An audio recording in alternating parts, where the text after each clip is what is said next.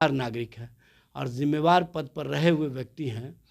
कोई भी इल्ज़ाम लगाने से पहले सबूत प्रस्तुत करना चाहिए। उनकी बातें कहीं ना कहीं अब शब्दों वाली हो गई है, कहीं ना कहीं जनता के हितों के खिलाफ हो गई है कि भाजपा और उनके साथ वाले लोग बेचैनी और बौखलाहट में और इसी तरह के बेचैनी और बौखलाहट में इस तरह की भाषा इस्तेमाल कर रहे हैं। नमस्कार, मेरा नाम प्रिंस मिश्रा है और आप एक न्यूज़ 24 देख रहे हैं। अभी हम जो है राजद के प्रदेश कार्यालय में उपस्थित हैं। हमारे साथ बातचीत करने के लिए राजद के प्रदेश प्रवक्ता इजाज अहमद हैं।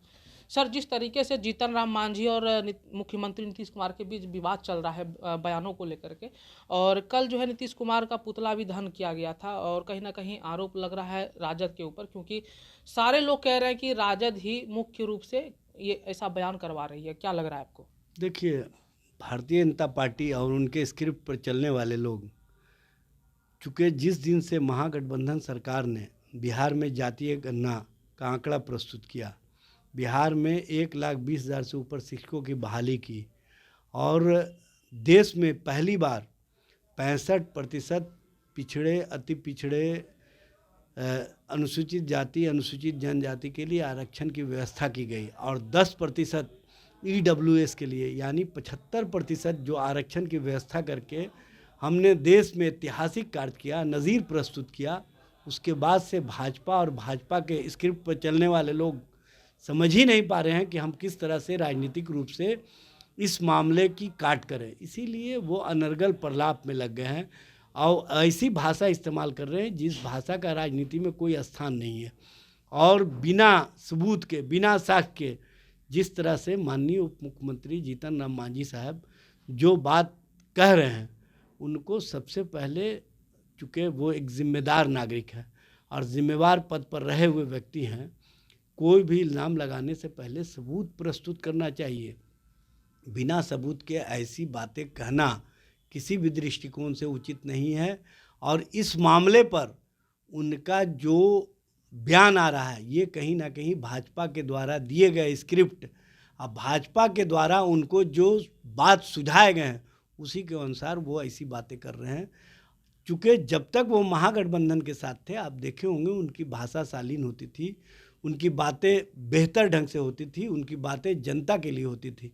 लेकिन जिस दिन से वो भाजपा के साथ गए हैं, उनकी बातें कहीं ना कहीं अब शब्दों वाली हो गई है, कहीं ना कहीं जनता के हितों के खिलाफ हो गई है, जनता के सवालों पर कोई सवाल नहीं खड़ा करना रह गई है। और सबसे बड़ी बात यह है कि वैसी बातें ये अपने मुख से कह रहे हैं जिस बात का कोई सबूत नहीं है, जिस बात का कोई साक्ष्य नहीं है। ऐसी बातें कहीं ना कहीं यह स्पष्ट करता है कि भाजपा और उनके साथ वाले लोग बेचैनी और बौखलाहट में और इसी तरह के बेचैनी और बौखलाहट में इस तरह की भाषा इस्तेमाल कर रहे हैं। सर, हम सवाल लेंगे। जिस तरीके से आपने कहा कि जो है भाजपा के द्वारा स्क्रिप्ट उसको उनको दिया जा रहा है, तो भाजपा के जितने भी कद्दावर या वरिष्ठ नेता हैं, जैसे शाहनवाज हुसैन हो गए, सम्राट चौधरी हो गए, विजय कुमार सिन्हा हो गए, इत्यादि जो बड़े बड़े कद्दावर नेता हैं, जीतन राम मांझी से मिले भी थे। और उसके बाद जीतन राम मांझी ने साफ तौर पर कहा कि हम जब जिस समय मुख्यमंत्री बने थे, वो जो है हमको प्रताड़ित करके वो अपना काम करवाते थे। तो क्या लग रहा है कि इस तरीके का बयान कहीं ना कहीं आरोप लगाना उचित है? पहले ही मैं बोल चुका हूँ कि जो लोग भी आप जिसको कद्दावर भाजपा में नेता बोलते हैं, वो कद्दावर नहीं है। कहीं ना कहीं अपने आप को स्थापित करने के लिए एक दूसरे के प्रति होड़ में लगे हुए हैं और ऐसे होड़ वाले नेताओं को जनता अब कहीं स्वीकार करने वाली नहीं है। जनता के बीच में इनकी स्वीकारता नहीं है। विजय सिन्हा जी को वो बातें याद होगी जब वो विधानसभा अध्यक्ष थे, तो इनके आज जो वर्तमान में प्रदेश अध्यक्ष हैं सम्राट चौधरी जी, उन्होंने कहा था व्याकुल मत होइए, व्याकुल भारत होने से काम नहीं चलेगा। तो उस समय इनके मान और सम्मान को ठेस पहुंचा था कि नहीं पहुंचा था, ये भी बता दें। क्या गरिमा गिरी थी कि नहीं गिरी थी, ये भी बता दें।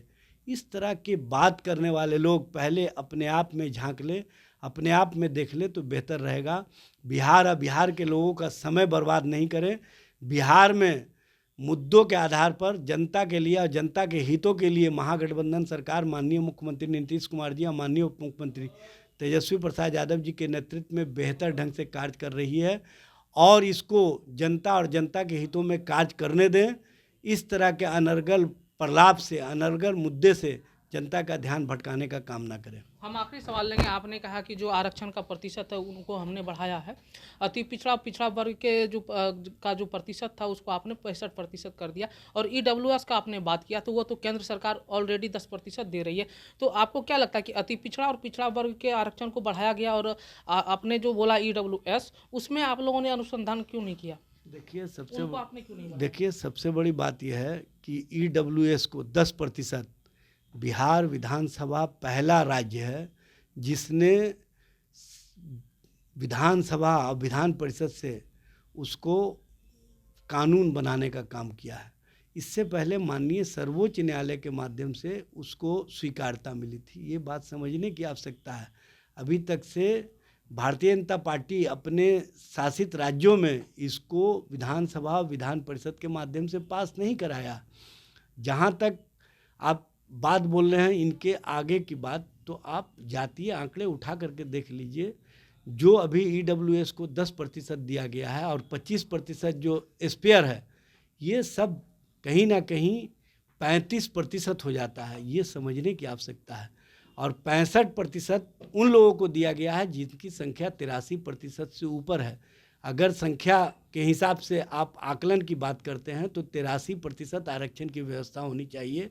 ये चूँकि हम जो चाहते हैं कि समाज के सभी वर्गों को बेहतर ढंग से हिस्सेदारी मिले, भागीदारी मिले, उस दिशा में हमारी सरकार ने काम किया है और एक सार्थक पहल किया है। इसकी सराहना सभी तरफ से हो रही है और इस मामले में हमने किसी के साथ भेदभाव नहीं किया। ये थे हमारे साथ राजद के प्रदेश प्रवक्ता एजाज अहमद, जिन्होंने साफ तौर पे कहा कि जीतन राम मांझी जो आरोप लगा रहे हैं सरकार या नीतीश कुमार पे या राजद के क्या कहते हैं उप मुख्यमंत्री तेजस्वी यादव पे, तो वो सारा बेबुनियाद है। ऐसे ही तमाम खबरों के लिए हमारे साथ बने रहिए और देखते रहिए न्यूज़ 24। प्रिंस मिश्रा, पटना। धन्यवाद।